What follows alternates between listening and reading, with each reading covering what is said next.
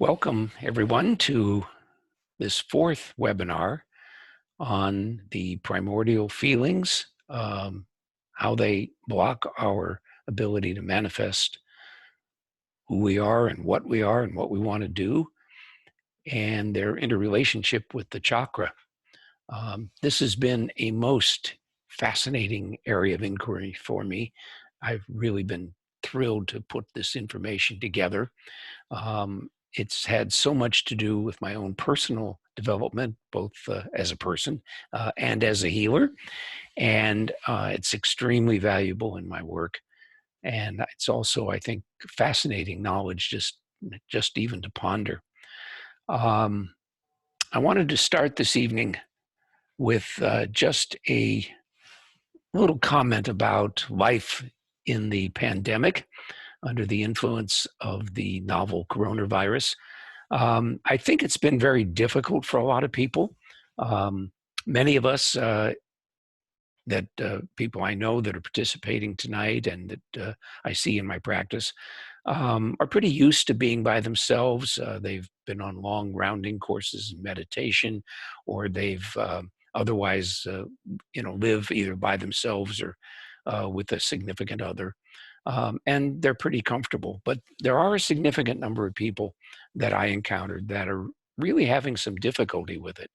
And I think it all boils down to what one of my friends said, which was, "I have nothing to do. I don't have a job. I am just home and can't really go out, and I'm sheltering in place, and I don't really feel like I have a life purpose." And my response to that is that it's good to take this opportunity to get a very deep sense of who you are and what you want to be doing in life, and not put that in the context of the coronavirus and the pandemic and the sheltering in place, but just in that sense of, what's my life about? What am I supposed to be doing? And if that isn't immediately obvious, then I suggest that you just, there's a couple of things that can be done. One is to make sure you're meditating, and that you're in that, as you prepare to meditate, that you just have that sense of belonging to total knowledge, belonging to the absolute, and surrendering to that for guidance. And that often helps a great deal. But if that isn't sufficient, I actually have a wonderful little exercise I can do with people that's very good to help them find their purpose. I can remember doing this once on a matrix energetics course that I attended, and I was having a really good time on the course, working with different people. And someone came up to me and said, I really just don't have a direction. I love this work, but I don't know what I'm going to do with it. And so I suggested we do the little exercise. And I don't think it took us more than 5 or 6 minutes, and to show them where they wanted to go, what they wanted to accomplish in life. And so it's something I can offer you. We can do that with Zoom like this, and just connect up and go through the exercise. It's really a marvelous thing. And it's not that I tell you what your direction is, what your dharma is. It's that you find it within yourself, of course, because that's where it resides. Well, it resides everywhere, but you're the one, it's your dharma, and you're the one that manifests it. So it's very simple for me to help people to find that within themselves, to have it come out from within themselves. And it's really a very great thing. So let me, with that in mind, let me just review what we've done on the previous webinars. And I have quite a lot of material to cover tonight, so I'm actually going to use my notes rather than just wing it like I usually do, because I want to make sure that I cover some very specific material. So in the previous webinars, the first one was on fear and its involvement in the first chakra. Second one was on being unloved, unappreciated, and or neglected, and how that shows up in the second chakra. And the third one was on guilt, shame, and self-doubt, and how that manifests and interferes with the third chakra. When I'm using these expressions, these feelings, I usually call them primordial feelings. And the reason I do that is that they seem so essential to us. They seem to be such a part of us. They're not just a feeling that comes and goes, something we have one day and it's even for a matter of minutes or hours and then it's gone. These are feelings that seem to constitute part of our character. And the reason that that's so is that we either brought them into this lifetime with us or we had childhood experiences, maybe I should say and or, because they maybe brought in with us and then our childhood experiences reinforce those things so that they do become part of our personality, part of our character. And so we grow up with them and they're like always there. So like with the fear in the first chakra, we have that sensation that I have always been kind of a fearful person, kind of anxious about things. I have difficulty trying new things. I just feel frightened. We're not even sure what it is that I'm frightened of. So that's what we're talking about. It's this trait anxiety that dwells within us when fear resides in the first chakra. About being unloved, unappreciated, or neglected. Sometimes that's manifests in our life as I don't feel the people around me get me, and that's often because our parents didn't seem to understand us. And we may have been perfectly ordinary children. Nothing out of the ordinary about us. I'm just going to put it that way. And yet our parents didn't seem to understand us. There are lots of reasons why that happens. But the fundamental thing is that parents have a bunch of preconceived notions about how parents are supposed to be, how children are supposed to be. They may have expectations for how they want you to turn out. And so, and they feel they have to make sure you get there. You have to meet those expectations. And so consequently, excuse me, consequently, wow, hope I can get through this. We feel like our parents don't understand us, or we may simply be neglected. They just don't seem to pay that much attention to us. I saw that depicted in a movie recently, and it was very peculiar because here was a sweet young man, a teenager, and he was really a good kid. He didn't do anything wrong. But his parents were very busy, very wrapped up in their own lives. And so he had a nanny who was also a housekeeper and prepared him meals and made sure that he was attended to. But she was more of a parent to him than his own parents were. So those are the kinds of things that can make us feel that we're unappreciated or neglected. And that tends to reside in the second chakra and results in our feeling like we're not receiving. They block us from being able to receive then as we grow older, and we chronically try to compensate for that. We may be very clingy and in relationships or to stuff, or we just go around feeling that we just don't deserve to have our needs met. In the third chakra, we find feelings like guilt, which means basically I did something wrong. And guilt isn't such a bad thing because basically if I did something wrong, then I can keep myself from doing that again. I can be better. So we can deal with guilt. But the other feeling that's much, much more difficult to manage is shame. I am bad. Not that I feel bad, but that I am bad. And then we can also add to that self-doubt, which is basically, I can't do it. I'm not capable of doing it.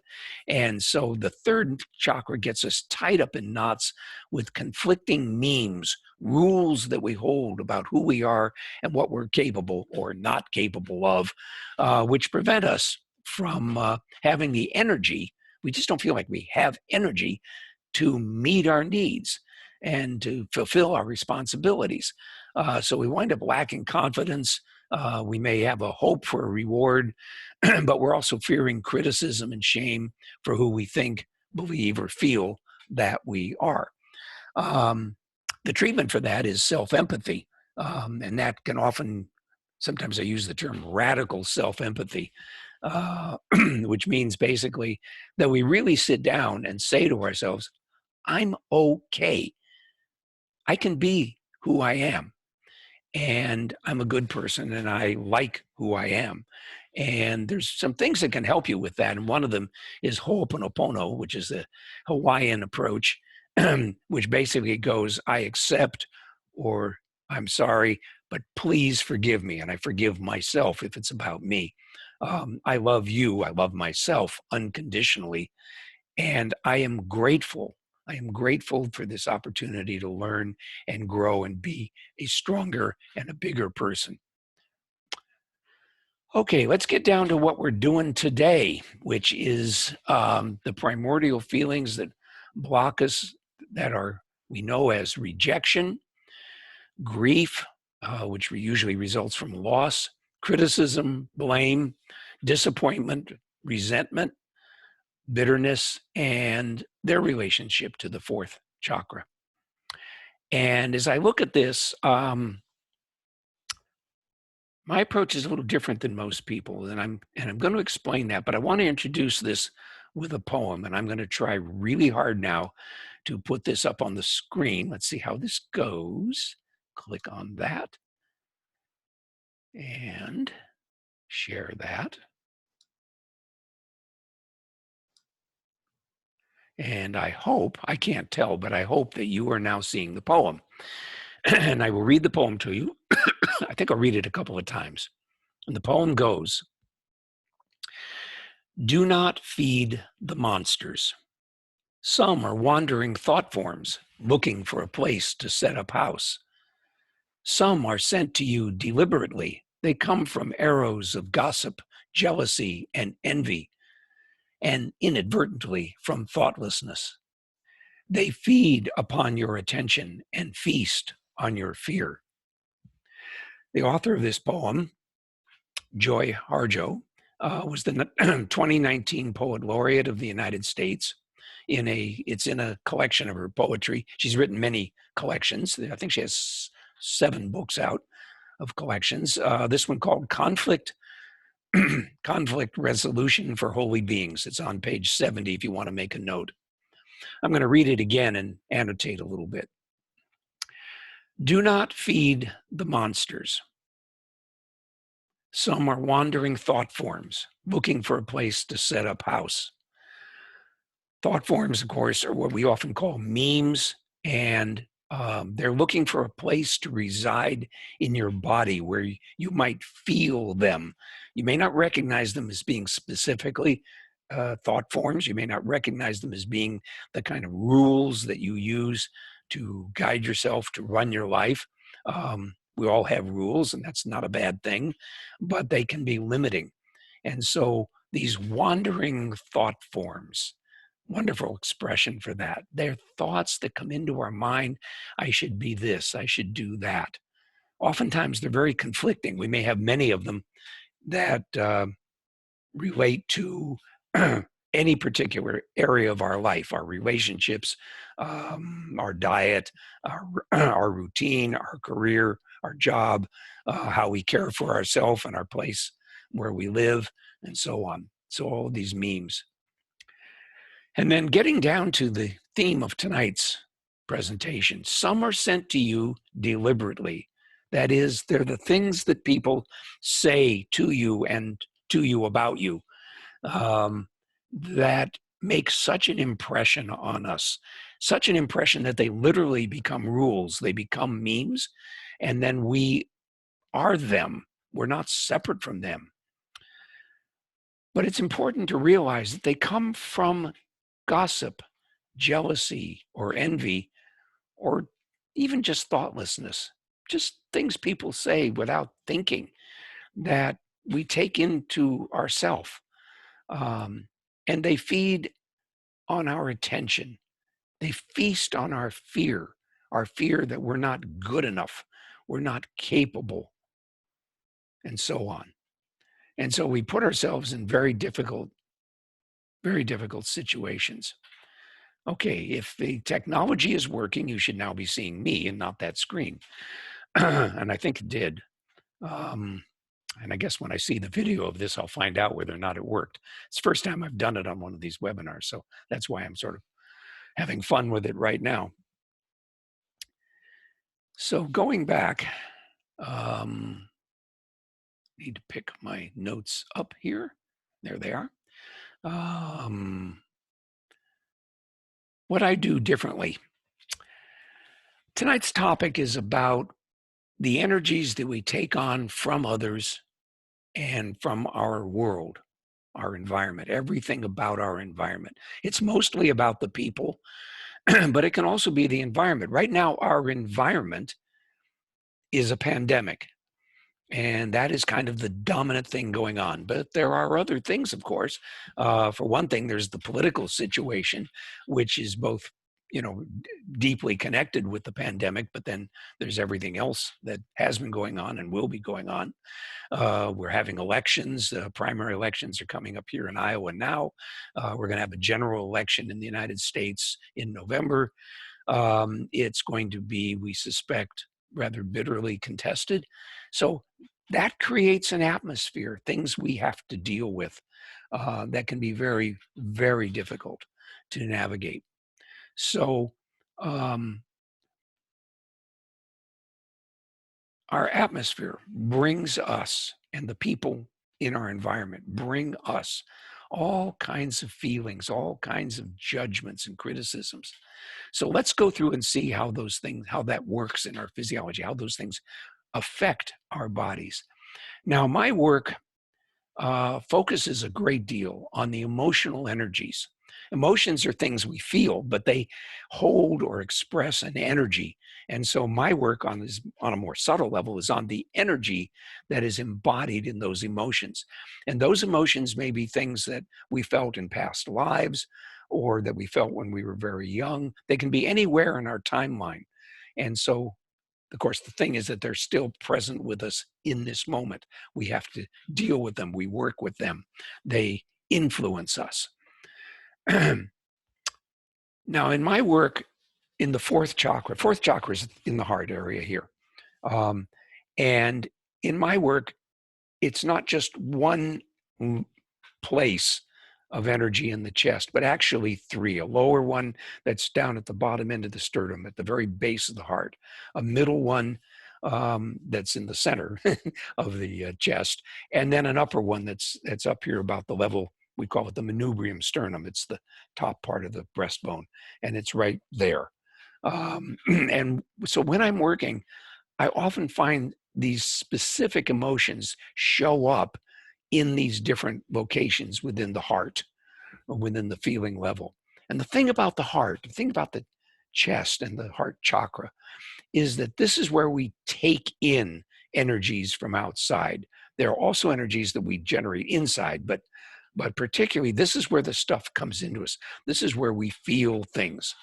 And so the lower one down here, the lower heart vessel, is primarily where we feel rejection, the hurt of rejection, the pain of rejection, and grief, the what arises from our sense of loss of usually a loved one. It could be an object, it could be a position, it could be an opportunity, all these different things that are aspects of our life. These are very intense emotions. We're all subject to them. We all lose people. And we all suffer rejection at some time or other. Oftentimes we try to push past that. We ignore it. We don't feel the sting of rejection. But most of us at some time or other in our lives, times, I have to put that in the plural, because it's usually not just once in our life. We feel that rejection. And it can be very, very powerful. I had a experience actually today. I got a notification that a person that I had known as a child and had seen only once or twice in my adulthood, and hadn't seen for a long time, hadn't had any communication with for quite some time, had died in the last few days. And it was not of the coronavirus, it was actually an accident. And it was very sad. And the person was only, a decade or so older than I. But when I had known them, I was in high school, and they were writing for the Des Moines Register and doing investigative reporting, and ultimately won a Pulitzer Prize. And then went to the Washington bureau of the Des Moines Register and eventually joined the Washington Post staff, and then went freelance and did his own research and published a number of books based on his investigations. They were very powerful pieces that he wrote, extremely well researched, well presented, beautifully presented. He was an extraordinarily capable person, and as a teenager, I kind of looked up to him. He wasn't exactly a big brother; he was just a little bit too old for that. So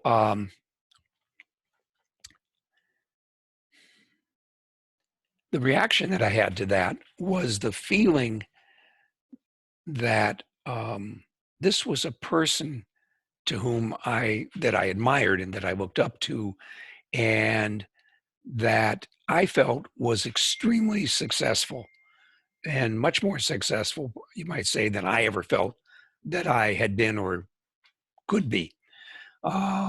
So their passing kind of triggered a whole bunch of these feelings that I frankly almost never feel, and then I had to process that and think through that, work through that to get that feeling that that person was driven to do what they do in a different way than I was. And I had learned from my father to kind of question things in like, do I understand this sort of way? Whereas this person was the kind of person who felt very confident about what they had learned, what they found in their research. And so they could express their opinions with great clarity and great force, frankly. They were very persuasive, where I tended to be much more reflective and contemplative. And so I had to process all of that. So this was a way of dealing with something that was going on, that was very fundamental to me. This sense of loss and grief is something that is one of my primordial feelings.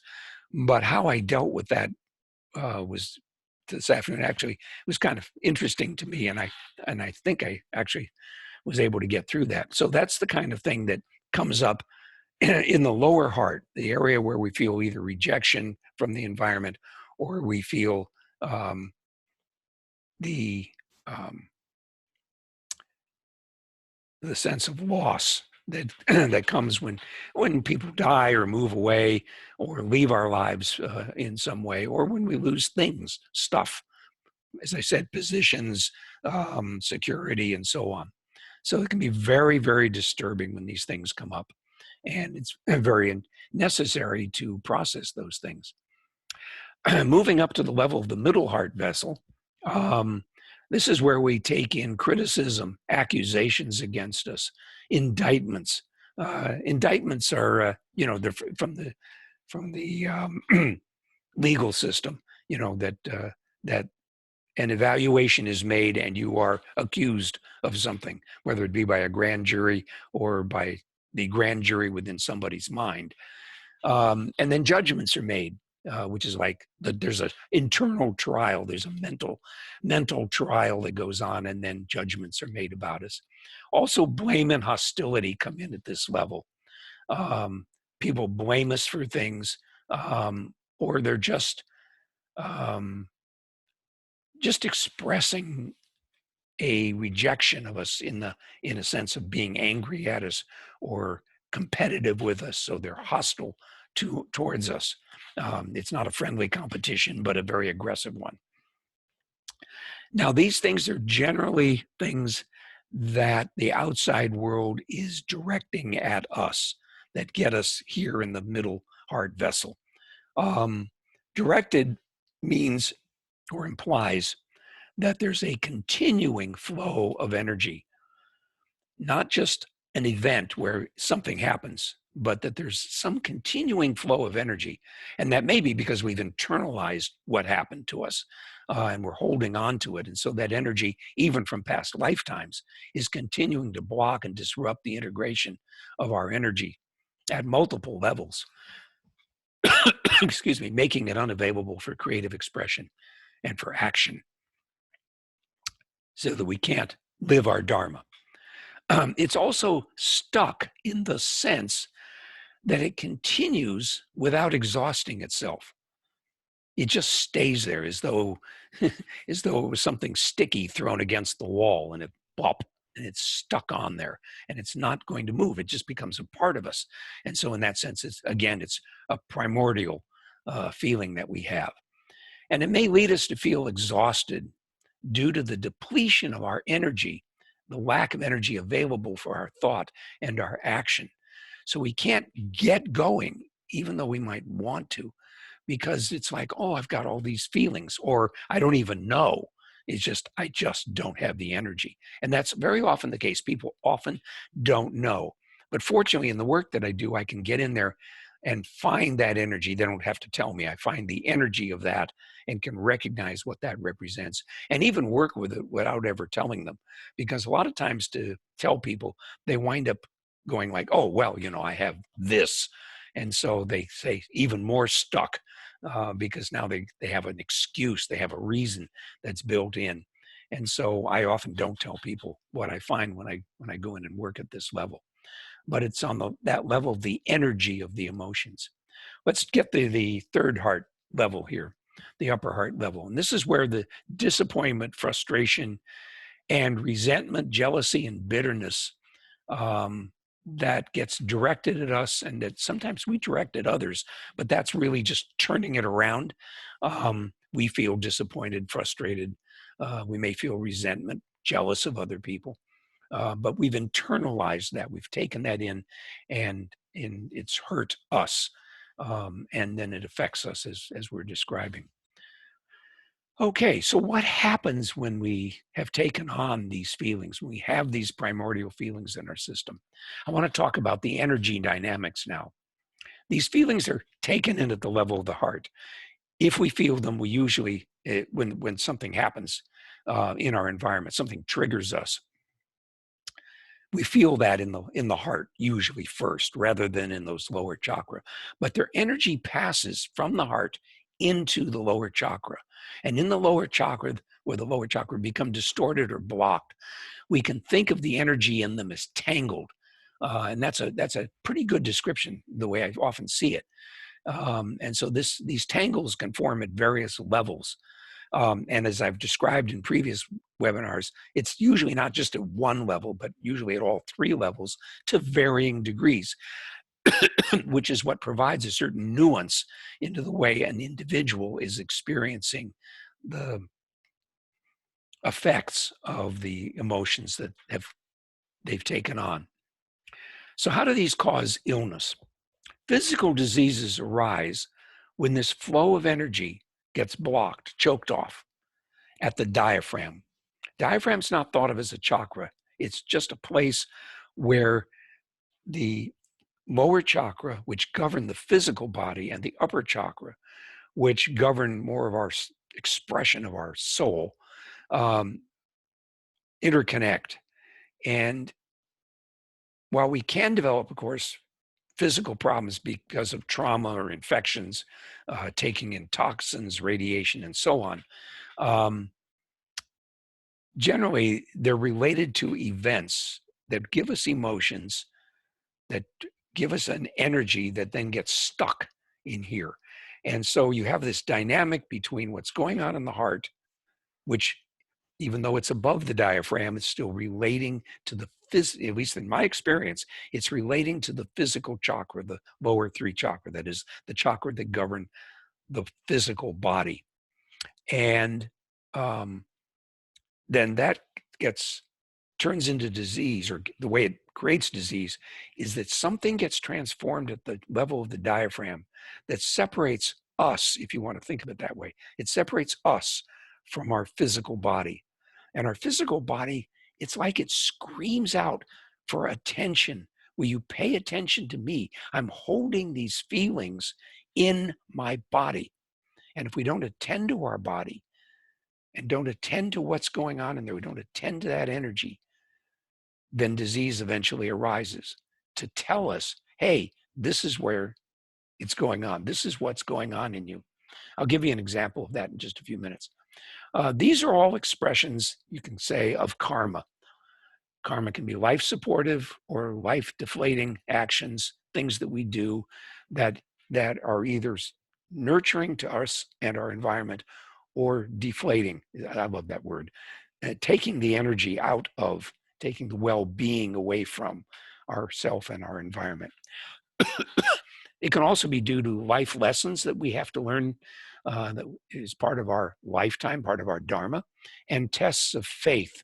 As I've explained in other webinars, tests of faith are the things, it's like the story of Job, where God sets up a situation where Job is a devout person, and God basically says to, well, if you remember the story, it's a debate with Satan, that he says there is at least one person who will not lose faith no matter what happens to him. So God lets Satan, well, I can't remember quite who does it, but they take everything away from Job bit by bit. So he loses his possessions and his family and his health and other things, and Job will not lose faith. So some of the things that we face in life are these tests of faith. They're not really our karma, but they're part of our life plan, and we have to deal with them. Let's see, what else? Curses and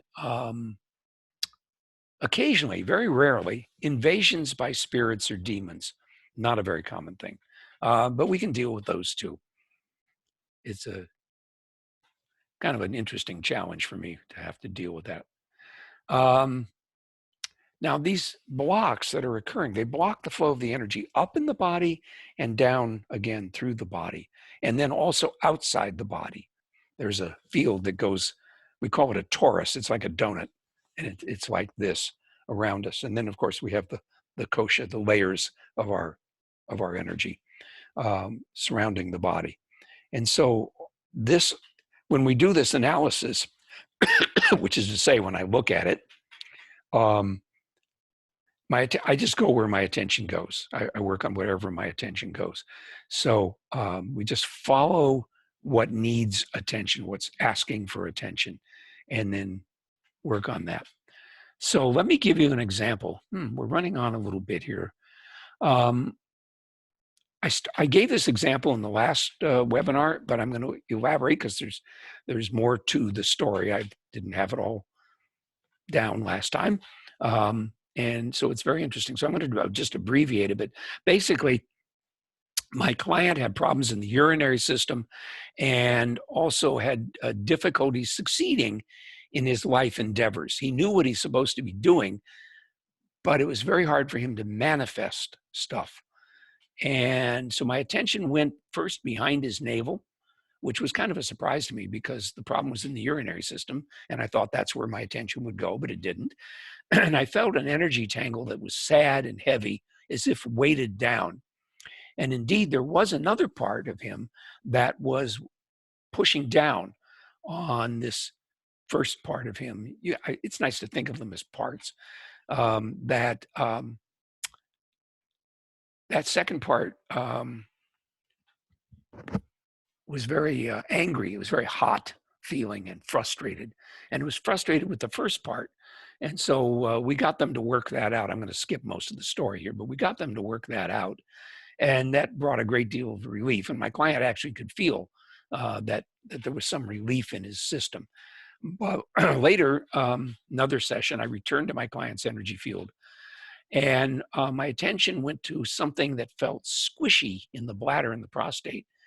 And I felt some blockage in the ureters, and the lower poles of the kidneys felt heavy.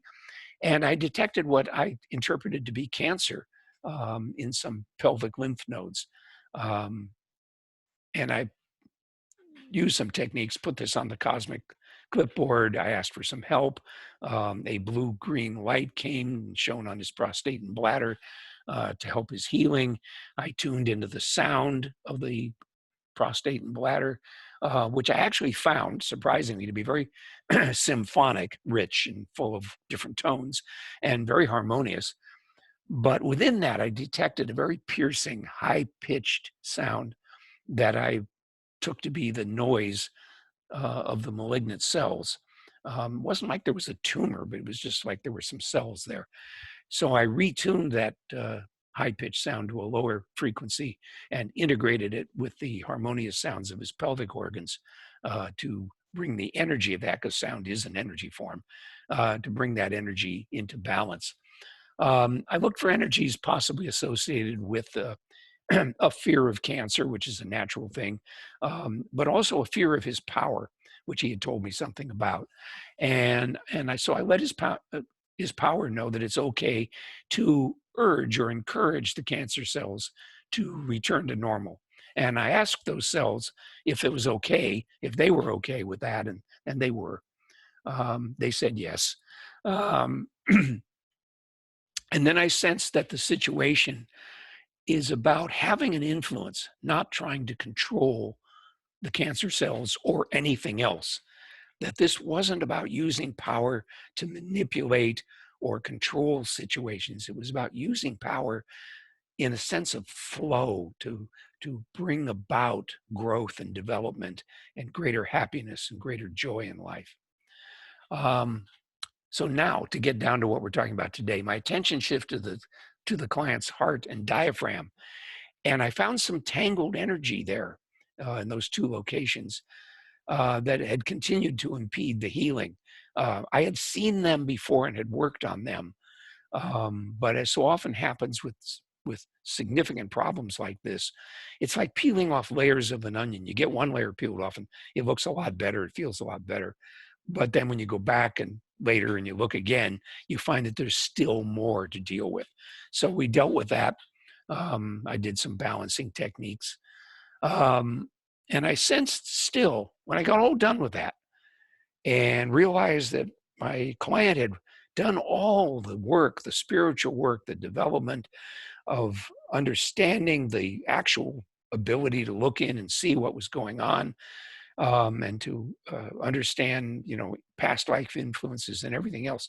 We really had done the work, and yet I still felt a karmic influence was there. And the understanding that came with that, very interestingly, was this was not supposed to be opposed, but instead transcended. And I remember Maharshi commenting on that one time about karma. Question had come up in a discussion when I was on, actually it was the Transcendental Meditation Teacher Training Program. And he said, we transcend it, transcend, transcend, transcend. And I've heard him say that so many times. People bring up all these issues and all these different things. Mark should say transcend, transcend, transcend. Because when we transcend, then we let that karma wash past us. We're just there. We're just a witness to it. Whether it goes this way or that in our life, whether we live or don't, that doesn't really seem to matter so much. What matters is just that we live our dharma. We live it as nature intends us to do that. And that comes from being in the transcendent. That's not an intellectual thing. You can't understand that. It's just something you just experience. So I asked for divine guidance to accomplish this. And what I got was that I was told that my client would not die of this cancer. So he's going to be okay. That was a happy outcome. Okay, so we have at length here focused on the pathophysiology of disease from the perspective of energy dynamics and how we can use energy healing techniques to both locate causes and treat the disturbed energy dynamics. And still, in order to overcome disease based on primordial feelings, which are the principal causes of disease, a person must evolve spiritually. That is, they must transcend the physical, emotional, cognitive, and spiritual energy dynamics in order to function from the level, we call it pure consciousness, which is their own self, the silent witness of all experience. Just to point out that my next webinar will be on Tuesday, June 9th, That'll be, I think that's 4 weeks from now. And that will be it for now. I have a, okay, maybe it's 5 weeks. Very good. So thank you for joining us for this part. We're going to move on into a group clearing session, which is for the people who are a part of this webinar, not for the ones on YouTube. And in this group clearing session, we'll be dealing now with all these primordial feelings, whatever comes up for the participants. And I'll be doing a kind of guided, you can call it a meditation. We'll be walking through those things.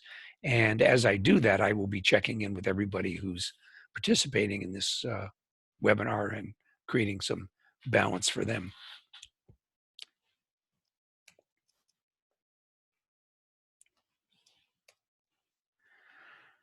Okay, I need to get a drink of water before I do this next segment. I've barely managed to get through this first one. So if you all just give me a moment so I can step away, I'll be right back with you.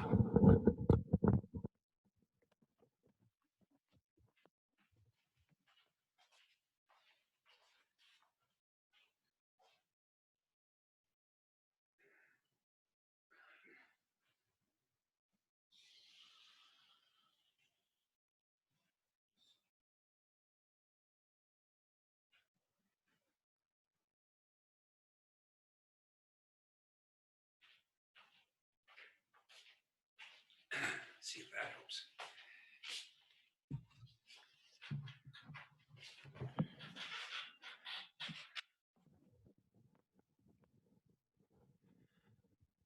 I'll have to put setting out a glass of water as one of my on my to-do list for each webinar, so I don't get into this difficulty again. I wonder if this has anything to do with sheltering at home, where I basically don't speak to anybody all day, so I'm in silent mode so much of the time. Okay,